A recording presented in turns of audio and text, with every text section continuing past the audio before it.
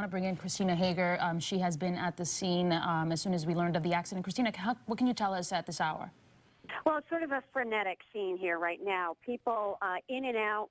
We've talked with multiple witnesses, and people are in a hurry as they're running in and out. It's a little bit frantic, so we're just getting snippets of information. But people are describing what looked like an elderly man. One person estimated about 75 years old, who was behind the wheel when he lost control of a Jeep Cherokee. And this is just what people are observing, but witnesses repeatedly said it didn't look like there was anything wrong with the car, that the Jeep seemed to be in good condition with everything working, but the man appeared to be possibly in distress. And again, this is speculation based on observations of witnesses that he may have had some kind of medical problem which caused him to accelerate, lose control of this Jeep, and slam into some people.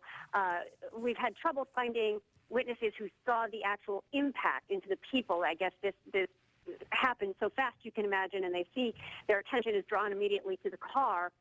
What people are describing are some serious injuries and people taken away in stretchers and some fatalities, but we've heard different numbers of fatalities, and this is all sort of hearsay from people who were in and out of there.